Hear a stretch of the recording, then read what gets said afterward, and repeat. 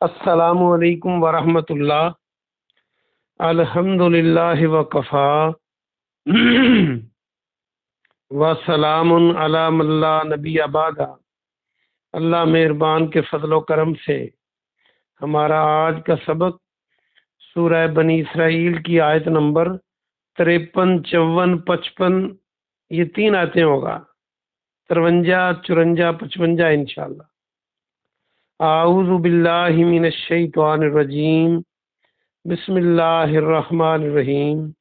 وَقُلِّ عبادی، اور آپ فرما دیجئے پیارے محمد صلی اللہ علیہ وآلہ وسلم، یہ بریکٹ میں ہے، لعبادی میرے بندوں سے، یقول التی، وہ بات کہیں، یقولو کو دیکھیں تو قول اور قالا یہ آپ روزانہ پڑھتے ہیں، قول بات کو کہتے ہیں، التی جو ہے یا وہ، احسن بہت اچھی ہو، احسن ہم احسن طریقہ کہتے ہیں، اچھا طریقہ، بہت اچھا طریقہ۔ پیارے محمد صلی اللہ علیہ وآلہ وسلم بریکٹ میں آپ فرما دیجئے، آپ میرے بندوں سے فرما دیجئے کہ وہ بہت اچھی بات کہیں، ان الشیطان، بے شک شیطان، ینزغ جھگڑا ڈالتا ہے، بینہم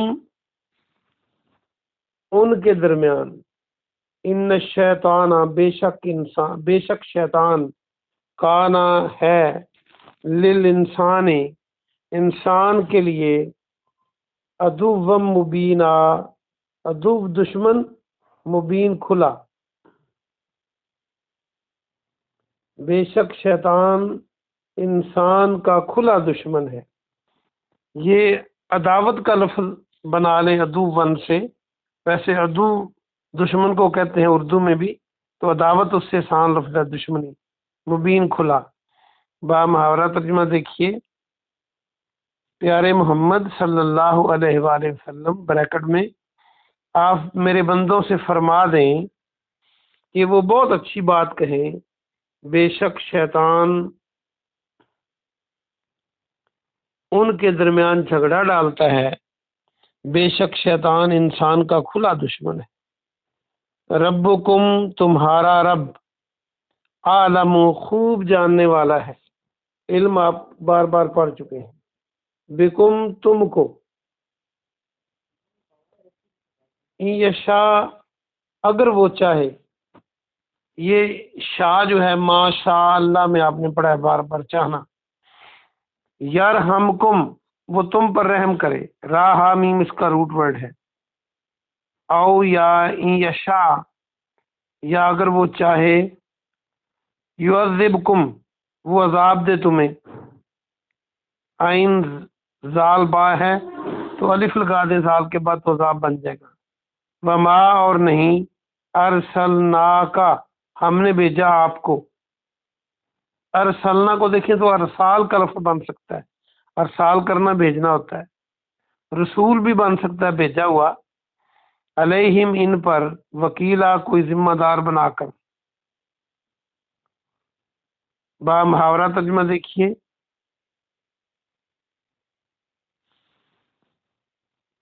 تمہارا رب تم کو خوب جاننے والا ہے، اگر وہ چاہے تو تم پر رحم کرے، یا اگر وہ چاہے تو تمہیں عذاب دے، اور ہم نے آپ کو ان پر ذمہ دار بنا کر نہیں بھیجا، وکیلا ذمہ دار سے مراد یہ ہے کہ آپ نے تو اللہ کی تبلیغ کرنی ہے، آپ کے ذمے یہ نہیں کہ وہ مان ہی لیں، تفسیر میں انشاءاللہ بات کریں گے۔ وربو کا اور تیرا رب، عالم خوب جاننے والا ہے، بمن اس کو جو، فی السماوات والارض آسمانوں میں اور زمین میں، وَلَقَدْ اور بلا شبہ یقیناً فضلنا ہم نے فضیلت دی. یہ فضل اردو کا لفظ اور فضیلت بنا سکتے ہیں آپ. بعد النبیین بعض نبیوں کو، علی بعض پر، بعد وآتینا داود زبورا اور ہم نے عطا کی. آتینا میں نے بتایا تھا اس کی آواز آئین تو یا لفظ والی ہے، عطا کرنا دینا، تو آپ اس کا ترجمہ دینا یاد رکھیں. ہم نے داود علیہ السلام کو زبور دی. با محاورہ ترجمہ سنیے.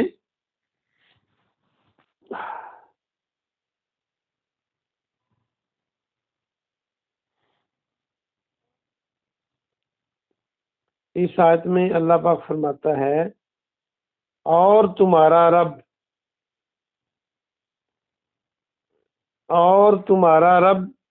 خوب جاننے والا ہے جو کچھ آسمانوں اور زمین میں ہے.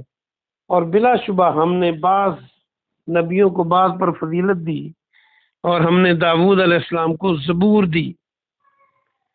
آئیے ہم اس کی تفسیر دیکھتے ہیں. اللہ سبحانہ و تعالی نے آیت نمبر 53 میں ارشاد فرمایا، میرے پیارے نبی صلی اللہ علیہ وسلم میرے بندوں سے کہہ دیں جب وہ بات کریں تو بہت اچھی بات کریں. کائنات کی سب سے اچھی بات کیا ہے؟ لا الہ الا اللہ محمد الرسول اللہ. یہ کائنات کی سب سے اچھی بات. لوگوں کو اس کی طرف دعوت دیں. اور دوسرا اس کا مفہوم اچھی بات کا یہ بنتا ہے کہ جب وہ انسانوں سے بات کریں تو بہت شائستگی کے ساتھ اور پیار اور محبت اور اچھے انداز میں بات کیا کریں. بے شک شیطان ان کے درمیان یعنی انسانوں کے درمیان جھگڑا ڈالتا ہے.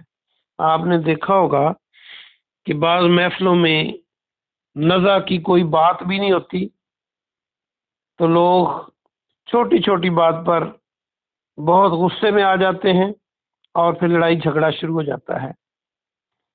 تو شیطان جو ہے وہ اس تاڑ میں رہتا ہے کہ ان میں جھگڑا ڈالا جائے.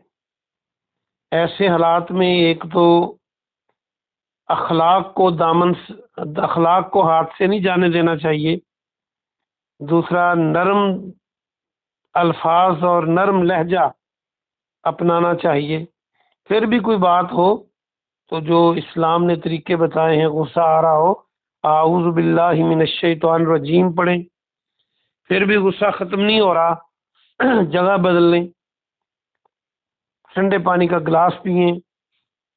تو اس طرح سے یہ سارے ناکام شیطان کو کر دیں. بے شک شیطان انسان کا کھلا دشمن ہے. اور جب غصے میں انسان ہوتا ہے یا لڑائی جھگڑے کی صورت میں ہو تو وہ حق بات کو بھی ماننے کے لیے تیار نہیں ہوتا اپنے غصے کی وجہ سے. اس لیے مبلغین کو تو خاص طور پر اور تمام مسلمانوں کو عام طور پر گفتگو کے دوران غصے سے اور شیطان کے ہتھکنڈوں سے بچنا چاہیے. اگلی آیت میں فرمایا کہ تمہارا رب جو ہے وہ خوب جانتا ہے کہ وہ جس پر چاہے رحم کرے، جس کو چاہے عذاب دے.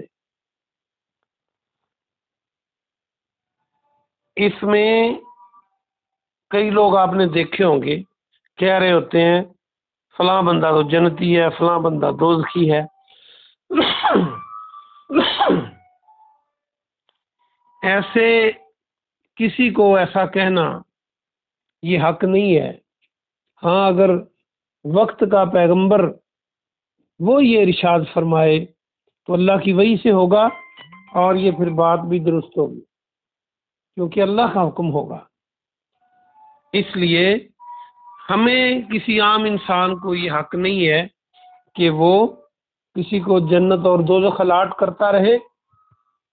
ہاں اگر بہت ضروری ہو تو آپ یہ کہہ سکتے ہیں کہ اس طرح کے اعمال کرنے والا بندہ وہ جہنم میں جائے گا، یا اس طرح کے اعمال کرنے والا بندہ جنت میں جائے گا، آپ یہ نہیں کہہ سکتے کہ فلاں بندہ اس کو عذاب ہوگا یا فلاں بندے کو راحت ملے گی، یہ صرف اللہ ہی جانتا ہے۔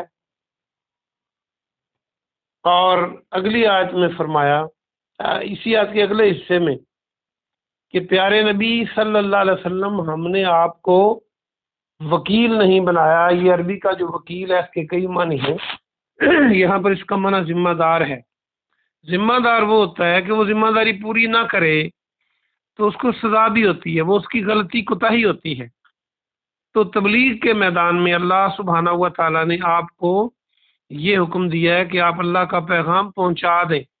آپ کی یہ ذمہ داری نہیں ہے کہ لوگ اس کو مانیں اور سچے مسلمان بن جائیں، اور اگر کوئی نہیں مانتا تو پھر اس کی پوچھ گچھ پیارے نبی صلی اللہ علیہ وسلم سے ہوگی، یہ بات نہیں ہے۔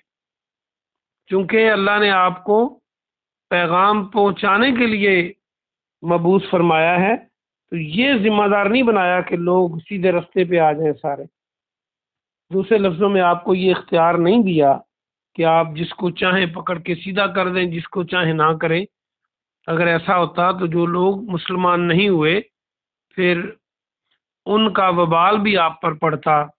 اس لیے ایسا کہنا کہ آپ کو اس چیز کا اختیار تھا، یہ بات اسلام کے اصولوں کے مطابق نہیں ہے، اور پیارے نبی صلی اللہ علیہ وسلم کی شان میں گستاخی ہے۔ آگے فرمایا کہ جو زمین و آسمان میں جو کچھ بھی ہے تیرا رب اس کو خوب جانتا ہے۔ یہ اصل میں کفار مکہ کے سوالوں کا جواب ہے، جو وہ کہا کرتے تھے کہ ان کے دو نظریات تھے جو مشہور۔ ایک تو یہ کہا کرتے تھے کہ اگر اللہ نے نبی بنانا ہوتا تو ہمیں بناتا، یا کسی بہت امیر آدمی کو بناتا۔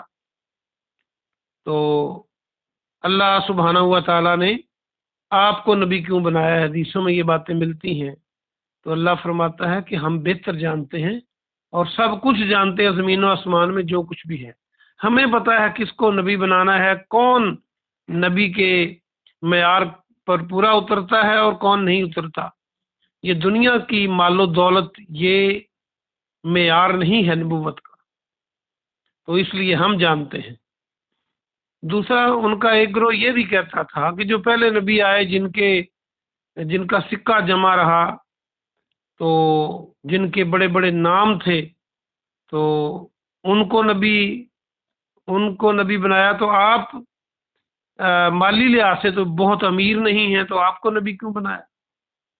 تو اللہ فرماتا ہے کہ ہم نے بعض نبیوں پر فضیلت دی ہے۔ کسی کو کلیم اللہ سے کلام کرنے کا شرف دیا، کسی کو اللہ سبحانہ و تعالیٰ نے روح پھونکی عیسیٰ علیہ السلام کے، اور ہمارے پیارے نبی جناب محمد صلی اللہ علیہ وسلم کو تمام نبیوں کا سردار اور امام بنایا۔ تو یہ اللہ کی مرضی ہے کہ جو اس نے درجات بنائے ہیں، عام انسانوں میں بھی ہیں اور انبیاء کرام میں بھی ہیں۔ تیسرا ان کا یہ اعتراض تھا کہ آپ تو کھاتے پیتے ہیں، آپ کے بیوی بچے ہیں، آپ انسانوں کی طرح رہتے ہیں، آپ انسان ہیں، تو جو نبی ہو وہ تو ہونا چاہیے جس کو بس ہر وقت اللہ اللہ ہی کرے، یہ دنیا کے معاملات نہیں ہونے چاہیے، تو آپ کیسے نبی ہیں؟ تو اللہ سبحانہ و تعالیٰ نے داؤد علیہ السلام کا تذکرہ فرمایا اس آیت میں کہ ہم نے داؤد کو زبور عطا کی، وہ نبی بھی تھے، رسول بھی تھے، تو وہ بادشاہ بھی تھے۔ تو بادشاہ کا کام کوئی چھوٹا ہوتا ہے؟ پوری رعایا کے بارے میں تمام ذمہ داریاں اٹھانا۔ تو نبی تو ساری